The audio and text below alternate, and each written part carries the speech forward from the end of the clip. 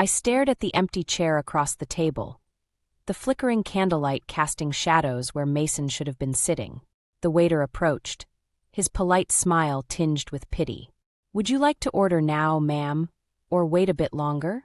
I glanced at my watch, 8:15 p.m. An hour and 15 minutes late. "Just a few more minutes, please," I said, forcing a smile. As the waiter retreated, I pulled out my phone, hoping for a message explaining Mason's absence. Nothing. I dialed his number for the third time that evening, only to be sent straight to voicemail. "Mason, it's me again. Where are you? It's our anniversary dinner. Please call me back." I hung up, my stomach churning with a mix of worry and frustration. This wasn't like Mason. Sure, he'd been distant lately, working longer hours and taking more business trips, but he'd never forgotten our anniversary before. The restaurant buzzed around me, happy couples laughing and clinking glasses. I felt like a spectacle, sitting alone at a table set for two, my untouched glass of wine a silent accusation. Just as I was about to admit defeat and leave, my phone pinged. Finally. But instead of the apologetic text I was expecting, it was an email. From Mason. My hands shook as I opened it, dread settling in my chest. "Piper, I'm sorry, but I won't be able to make dinner tonight. An unexpected work commitment came up that I couldn't reschedule. I know it's our anniversary, and I feel terrible about this. I'll make it up to you, I promise. Mason." I read the email 3 times, disbelief turning to anger. An email? On our anniversary? And what work commitment could possibly be so important that he couldn't even call? "Is everything all right, ma'am?" The waiter had returned, concern etched on his face. I blinked back tears, suddenly aware of how pathetic I must look. "I'm afraid my husband won't be joining me after all," I said, my voice surprisingly steady. "Could I get the check, please?" As I gathered my things, my phone rang. For a moment, hope flared. Maybe Mason had realized his mistake and was calling to apologize. But the name on the screen wasn't his. It was Angela, my best friend. "Hey, Piper. How's the anniversary dinner going? Has Mason surprised you with anything special?" I swallowed hard, fighting back a sob. "He didn't show up, Ong. He sent an email about some work thing." "What?" Angela's voice rose in indignation. "An email? On your anniversary? Oh, honey, I'm so sorry. Do you want me to come over?"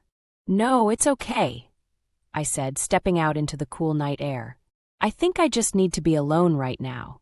"All right, but call me if you need anything." "And Piper? This isn't okay. You deserve better than this." I ended the call, Angela's words echoing in my head as I walked to my car. She was right. This wasn't okay. But it wasn't just tonight. It was the missed dinners, the distracted conversations, the growing distance between us. How had we gotten here? As I drove home, memories of happier anniversaries flooded my mind. Mason surprising me with a weekend getaway, the intimate dinner he'd cooked for our 5th anniversary, the beautiful necklace he'd given me last year. When had things changed? I pulled into our driveway, the dark house a stark reminder of my solitary evening. As I fumbled for my keys, a movement caught my eye. Our neighbor, Mrs. Thompson, was outside watering her roses. "Oh, Piper, you're home early. I thought you and Mason were celebrating your anniversary tonight." I plastered on a smile, not ready to face the truth. "Change of plans," I said vaguely. "Have a good night, Mrs. Thompson." Inside, I kicked off my heels and collapsed on the couch, the silence of the house oppressive. My gaze fell on our wedding photo on the mantel, Mason's arm around me, both of us beaming with hope and love. "Where are you, Mason?" I whispered to the empty room. "And what aren't you telling me?" Little did I know, the answers to those questions would shatter my world and set me on a path I never could have imagined. I woke up to the sound of the front door closing. Glancing at the clock, I saw it was just past 6 a.m. Mason was home. Throwing on my robe, I headed downstairs, a mix of anger and relief churning in my stomach. I found him in the kitchen, pouring coffee. "Where have you been?" I asked, my voice sharper than I intended. Mason turned, dark circles under his eyes. Piper, I'm sorry about last night. I got caught up in work and dash. Work? I interrupted. What kind of work keeps you out all night without even a phone call? He sighed, running a hand through his disheveled hair.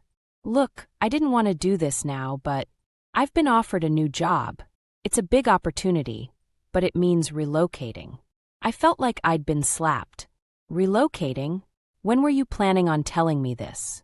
I was trying to figure out the best way, he said, not meeting my eyes. It all happened so fast. Fast? I echoed. How long have you known about this? Mason hesitated, and I knew. This wasn't new information. He'd been keeping this from me. A few weeks, he admitted. I wanted to make sure it was a sure thing before I told you. A few weeks. I repeated, my voice rising. And you didn't think to mention it? We're supposed to be partners, Mason. We make decisions like this together. He had the grace to look ashamed. I know, I should have told you sooner. But this is a huge opportunity for me. For us. Us. I laughed bitterly. What about my job? My career? Did you even think about that? Come on, Piper, he said, a note of condescension creeping into his voice. We both know your job isn't as important as mine. This could set us up for life. I stared at him, shocked. Not as important. I love my job. It's not just about the money. Mason sighed, as if explaining something to a child. Sometimes we have to make sacrifices for the greater good. I thought you'd be excited about this. Excited? I felt like I was in a bad dream. You make a life-changing decision without consulting me, miss our anniversary dinner, and expect me to be excited? I said I was sorry about dinner, he snapped. But this is bigger than one missed date. This is our future we're talking about. Our future. I echoed. It sounds like you've already decided what our future looks like, without any input from me. Mason's phone buzzed. He glanced at it, then back at me. Look, I have to go. We'll talk about this later, okay? Try to think about the positives. Before I could respond, he was gone, leaving me standing in the kitchen, feeling like the ground had shifted beneath my feet. In a daze, I called Angela. He what? She exclaimed when I told her. Oh, honey, I'm coming over right now. 30 minutes later, we sat on my couch, mugs of tea in hand. I can't believe he'd make a decision like that without talking to you, Angela said, shaking her head. That's not how a marriage works. I don't know what to do, I admitted. He seems to have it all planned out, like my opinion doesn't even matter. Angela took my hand. Listen to me, Piper. You matter. Your career matters. Your dreams matter. Don't let anyone, not even your husband, tell you otherwise. As her words sank in, something else occurred to me. Angela, he said he's known about this for weeks. That means all those late nights at the office, those business trips. You think he's been lying about those? Angela asked gently. I nodded, feeling sick. What else has he been lying about? Just then my phone pinged. It was an email from Mason's company. My heart raced as I opened it. What is it? Angela asked, seeing my face pale. I looked up at her, my world crumbling around me. It's a company-wide announcement. Mason didn't just accept a new job. He resigned. 2 weeks ago. As the implications of this new deception washed over me, I realized that the man I thought I knew, the marriage I thought I had, might all be a carefully constructed lie. And I was determined to uncover the truth, no matter how painful it might be. I spent the next few days in a fog, trying to make sense of Mason's deception. Angela had been a godsend, checking in on me and offering support. But I knew I had to face Mason eventually. When he finally came home, I was ready. Or so I thought.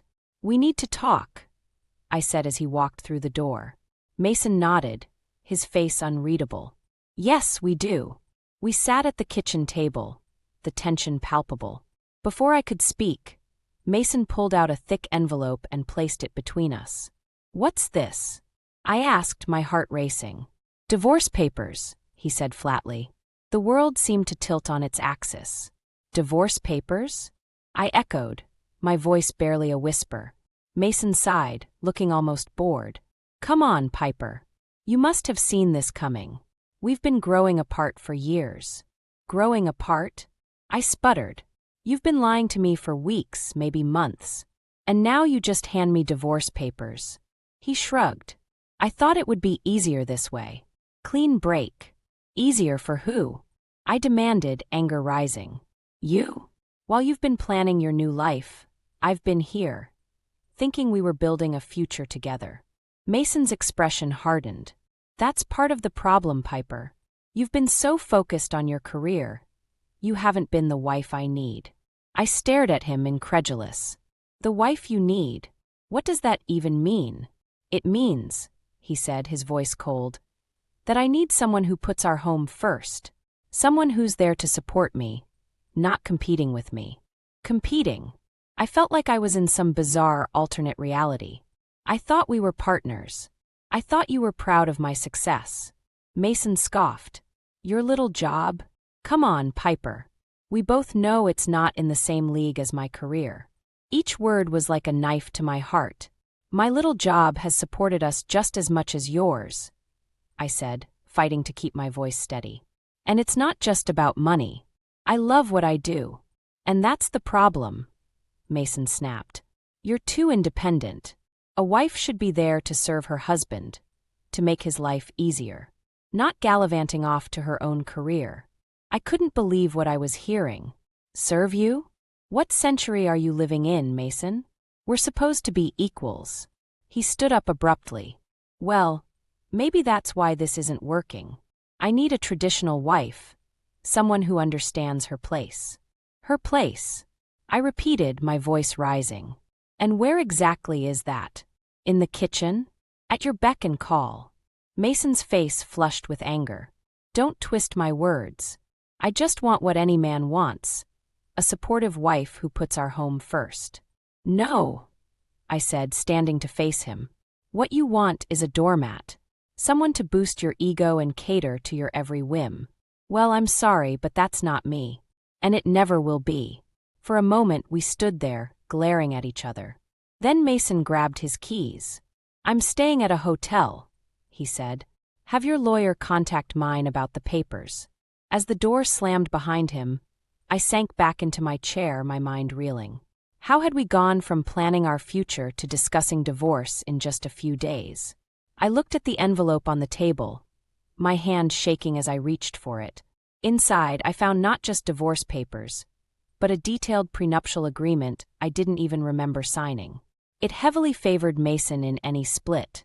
Tears of frustration and anger welled up. I'd been so blind, so trusting. But no more. If Mason wanted a fight, he'd get one. I picked up my phone and dialed Angela's number. Hey, I said when she answered. Can you recommend a good divorce lawyer? I think I'm going to need one. As I hung up, I felt a strange mix of fear and determination. My marriage might be over, but I was just beginning to fight for myself. The invitation to my high school reunion couldn't have come at a worse time. Or maybe it was exactly what I needed. With Mason out of the house and divorce looming, I decided to go, if only to escape the suffocating silence of our once shared home. As I entered the school gymnasium, now transformed with streamers and balloons, I felt a wave of nostalgia mixed with anxiety. Familiar faces, now lined with age, greeted me warmly. Piper, is that you? A voice called out. I turned to see Sarah, my old lab partner, waving enthusiastically. Sarah, hi. I managed a smile, grateful for a friendly face. As we chatted, catching up on 2 decades of life, I found myself relaxing. It felt good to talk about something other than my crumbling marriage. So, what have you been up to? Sarah asked. Still with that handsome boyfriend of yours. Mason, was it? I hesitated, unsure how to respond. But before I could formulate an answer, another voice chimed in. Oh, Piper's done quite well for herself, said Jennifer, who had been eavesdropping. I hear she's some big shot at her company now. I blushed, both flattered and embarrassed. It's not that impressive, really. I just work hard. Nonsense, Jennifer insisted. We need more women like you in the corporate world. Show those men we can have it all, career and family. Her words hit me like a punch to the gut. Family. The one thing I thought I had now slipping away. Actually, I found myself saying, Mason and we're getting divorced. The words hung in the air, heavy and final. Saying it out loud made it real in a way it hadn't been before. Sarah's face fell. Oh, Piper, I'm so sorry. But Jennifer's reaction surprised me. Good for you, she said firmly. Excuse me. I blinked, taken aback. Look, Jennifer said, lowering her voice. I've been through it. My ex-husband wanted me to give up my career to be a proper wife. But I refused to dim my light for anyone. Now, I'm happier than ever. As Jennifer shared her story, other women gathered around. Soon, I found myself in a circle of successful, independent women, each with their own tale of triumph over adversity. There was Lisa, who started her own business after her divorce. Maria, who went back to school in her 40s and was now a respected professor. And Angela, a single mother who had raised 3 children while climbing the corporate ladder. Their stories filled me with a strange mix of hope and regret. These women had faced challenges head-on, refusing to be defined by their relationships or society's expectations. But what about your career? I asked Angela. How did you manage it all? She smiled warmly. It wasn't easy, but I refused to choose. My career was part of who I was, not something to be sacrificed. The right partner should understand that. As the night wore on, I found myself laughing and sharing in a way I hadn't in years. These women, with their strength and resilience, were showing me a path forward I hadn't considered. Driving home, my mind raced. Mason's words echoed in my head. I need a traditional wife, someone who understands her place. But now, those words didn't fill me with doubt. Instead, they fueled a growing anger and determination. My place wasn't behind Mason, supporting his dreams at the expense of my own. My place was wherever I chose it to be. As I pulled into our driveway, I made a decision. I wouldn't just accept this divorce. I would embrace it. It wasn't the end of my story, but a new beginning. With trembling hands, I pulled out my phone and dialed the number of the divorce lawyer Angela had recommended. Hello, I said, my voice steady. I need to schedule an appointment. It's time I fought for myself. As I hung up, I felt a weight lift from my shoulders. The road ahead would be tough, but for the first time in weeks, I felt ready to face it. Mason might have given up on our marriage, but I wasn't about to give up on myself. The day had finally come to sort through our belongings. With Angela by my side for moral support, I began the painful process of dividing our shared life into his and hers. You don't have to do this alone, you know, Angela said, squeezing my shoulder. I managed a weak smile. I know, but I need to face this. It's part of moving on. As we worked our way through the living room, memories flooded back with each item we touched. The vase from our honeymoon, the throw pillows we'd argued over at IKEA, the framed photos of happier times. What do you want to do with these? Angela asked, holding up a stack of photo albums. I hesitated, then shook my head. Pack them away. I'm not ready to look at those yet. We moved to the bedroom, the heart of our shared space. As I opened Mason's closet, a shoebox tumbled from the top shelf, spilling its contents across the floor. I'll get that, I said, bending down to gather the scattered papers. But as I reached for an envelope, something caught my eye. It was a medical document with Mason's name on it. Curiosity got the better of me, and I unfolded the paper. As I read, my eyes widened in disbelief. Piper? What is it? Angela asked, noticing my shocked expression. I looked up at her, my voice barely a whisper. It's a receipt. For plastic surgery. Plastic surgery? Angela echoed, surprised. Mason. I nodded, still processing the information. Not just one procedure. Multiple surgeries. Nose job, chin implant, even hair transplants. As I dug through the rest of the papers, a picture emerged that I never could have imagined. Medical records, before and after photos, consultation notes, all documenting Mason's transformation over the years. I can't believe it, I said, sinking onto the bed.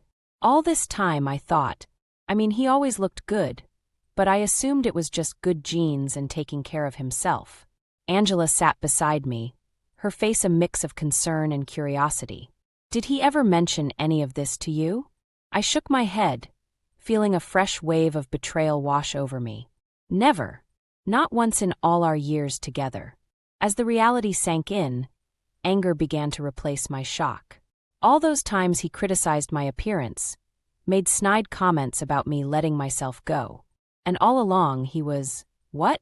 Secretly remaking himself. Oh, honey, Angela said softly. I'm so sorry. I stood up abruptly, pacing the room. You know what the worst part is? It's not even the surgeries themselves. It's the lying, the hypocrisy. He made me feel so insecure about my looks, and all this time. My voice trailed off as another thought struck me. Wait a minute. Remember how he always insisted on separate bank accounts? Said it was for financial independence? Angela nodded, realization dawning on her face. You think he was hiding the cost of the surgeries? It must have cost a fortune, I said, rifling through the receipts. No wonder he was always so stressed about money, even though we both had good jobs. As I pieced together this new reality, years of small inconsistencies and odd behaviors suddenly made sense. The business trips that left him looking refreshed rather than tired. His obsession with his appearance.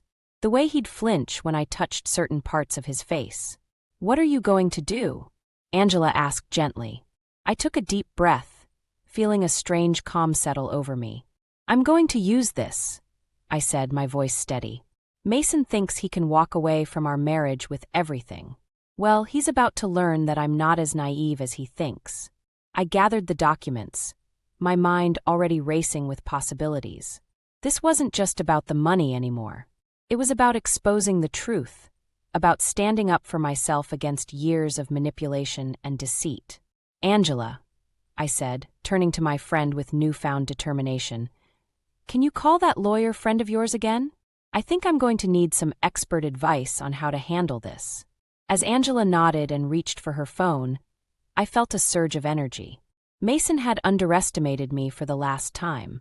Now, armed with this unexpected revelation, I was ready to fight not just for my fair share, but for my dignity and self-respect.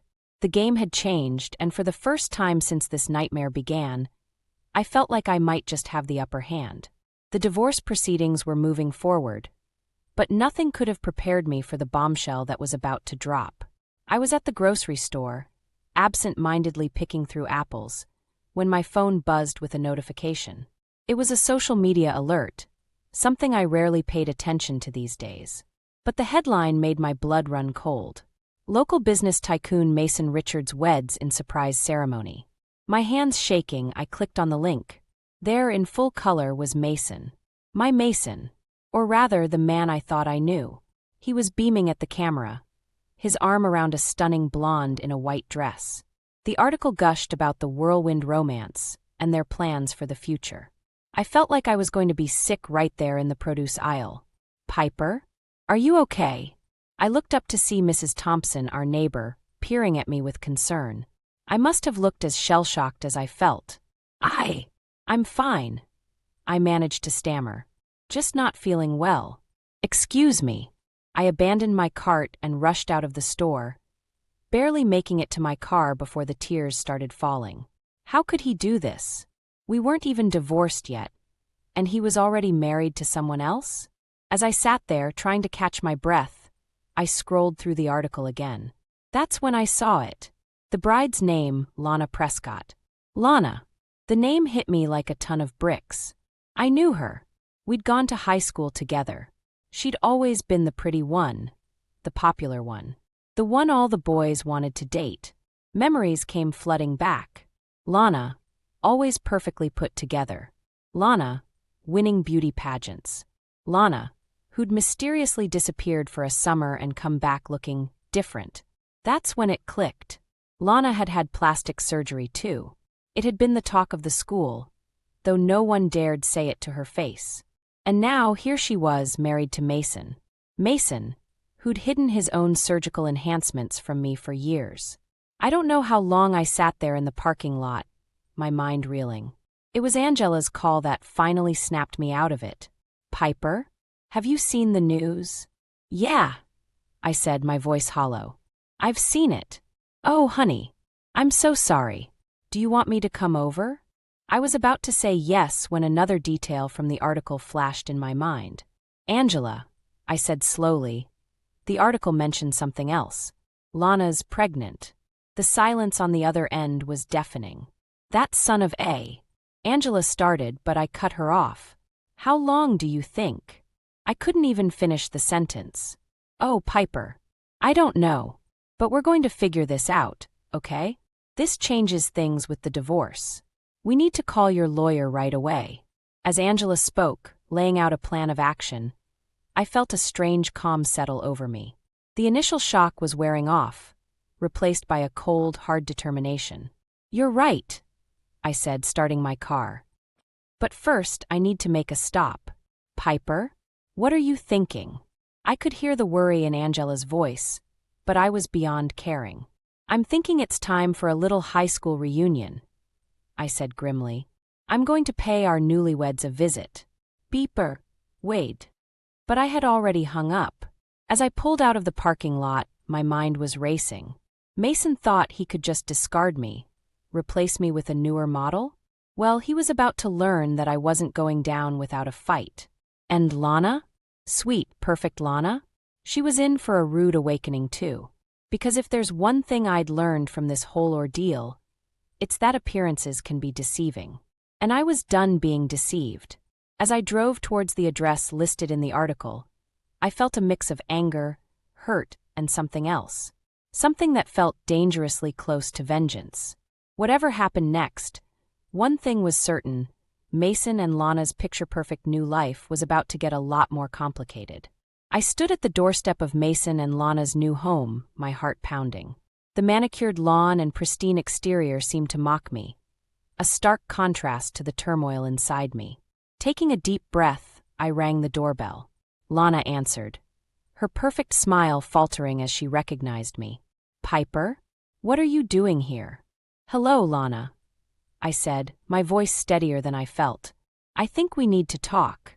Before she could respond, Mason appeared behind her. His face paled. "Piper, this isn't appropriate. You shouldn't be here." I pushed past them into the foyer, my resolve strengthening. "Oh, I think this is exactly where I should be. We have some unfinished business to discuss." Lana looked between us, confusion evident on her face. "Mason, what's going on?" I turned to her, a bitter smile on my lips. "Has Mason told you about his little secret? Or should I say, his big secret?" Mason stepped forward, his voice low and threatening. "Piper, don't do this." But I was beyond caring about his threats. "You see, Lana, our dear Mason here has been hiding something from both of us. Did you know about his extensive plastic surgery history?" Lana's eyes widened, darting to Mason's face. "What is she talking about?" I pulled out the documents I'd found, spreading them on the nearby console table. Nose job, chin implant, hair transplants. The list goes on. He's not exactly the natural specimen he pretends to be. Mason's face contorted with rage. "You had no right to go through my personal things." "Personal things?" I laughed humorlessly. "You mean the things you hid from your wife for years? The procedures you paid for with our joint savings?" Lana stepped closer, examining the documents. Her hand unconsciously moved to her swollen belly. "Mason, is this true?" I watched as Mason's carefully constructed facade began to crumble. But I wasn't done yet. "And Lana," I said, turning to her, "does Mason know about your own history with plastic surgery? That summer in high school when you came back looking different?" Lana's face drained of color. "How did you?" Mason's head snapped towards Lana. "What is she talking about?" I felt a twisted satisfaction as I watched them both squirm. Oh, isn't this interesting? Two people so obsessed with perfection, hiding their true selves from each other. "Get out," Mason growled, advancing towards me. "Get out now, or I'll call the police." But Lana put a hand on his arm, stopping him. "No, Mason. I want to hear this. I want to know everything." For a moment we all stood there, the air thick with tension. Then, almost in slow motion, I saw Lana's eyes roll back. She swayed, her knees buckling. "Lana!" Mason cried, catching her before she hit the ground. In an instant, all thoughts of revenge fled my mind. We rushed to help, Mason cradling Lana's head while I called 911. As we waited for the ambulance, I found myself holding Lana's hand, our past rivalry forgotten in the face of this crisis. Mason paced anxiously, his carefully crafted image in shambles. When the paramedics arrived, they quickly assessed Lana. "She's going into early labor," one of them announced. "We need to get her to the hospital now." As they wheeled Lana out, she gripped my hand tightly. "Piper," she whispered, her voice weak. "Please come with us." I don't want to be alone." I looked at Mason, seeing the fear and uncertainty in his eyes. In that moment, I realized the hollowness of my revenge. Here we were, three flawed individuals, facing a crisis that made our petty grievances seem insignificant. "Of course," I heard myself say. "I'll be right there with you." As we rushed to the hospital, I felt a strange mix of emotions. The anger and bitterness that had driven me here were still present, but now they were tempered with something else. Compassion? Understanding? I wasn't sure. What I did know was that whatever happened next would change all of our lives forever. And as the sirens wailed and the city blurred past us, I found myself praying, not for revenge, but for Lana and her unborn child. A year had passed since that fateful day at the hospital. The divorce was finalized, and I had thrown myself into my career and personal growth. Life had settled into a new normal, one where I was finally putting myself first. I was enjoying a quiet Sunday morning when my phone rang. Mason's name flashed on the screen. I hesitated, then answered. "Piper." Mason's voice was strained. I need to talk to you." "What is it, Mason?" I asked, surprised by the urgency in his tone. He took a deep breath. "It's about the baby. She doesn't look anything like us. Lana's freaking out and I don't know what to do." I closed my eyes, memories of that day in their house flooding back. "Mason, remember when I told you about Lana's plastic surgeries?" "Yes, but dash. And your own." I interrupted. There was a long pause. "What are you saying?" I sighed, realizing the weight of what I was about to reveal. "Mason, you both had extensive work done. It's not surprising that your child might not resemble either of you. But how can you be sure?" His voice was small, uncertain. "Because I found your medical records, Mason.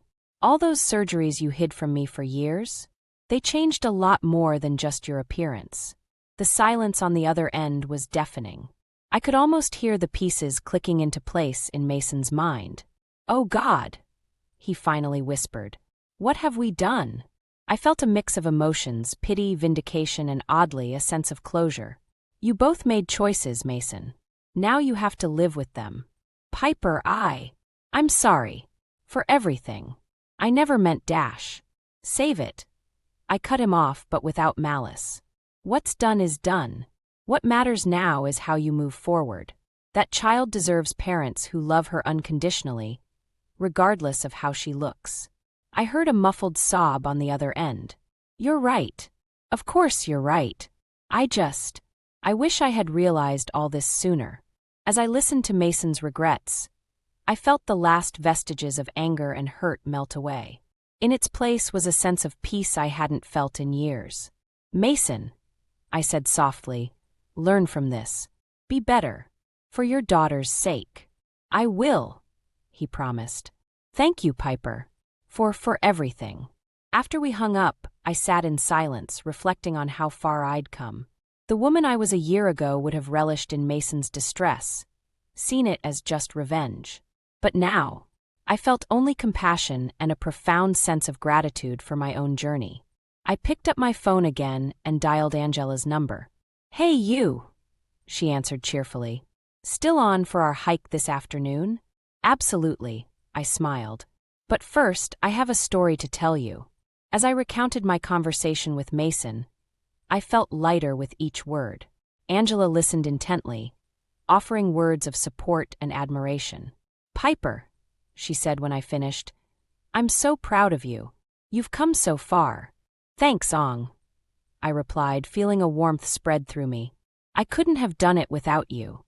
After we hung up, I walked to my bedroom mirror. The woman staring back at me was different from the one who had stood in this same spot a year ago.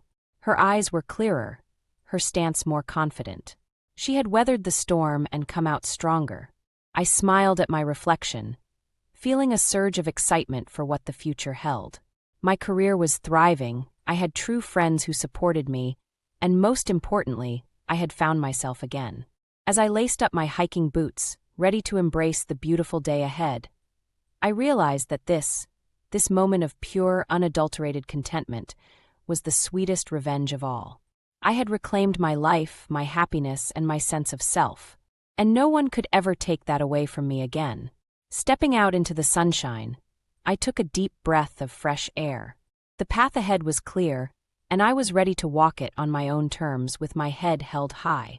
This wasn't just an ending. It was a new beginning, and I couldn't wait to see where it would lead.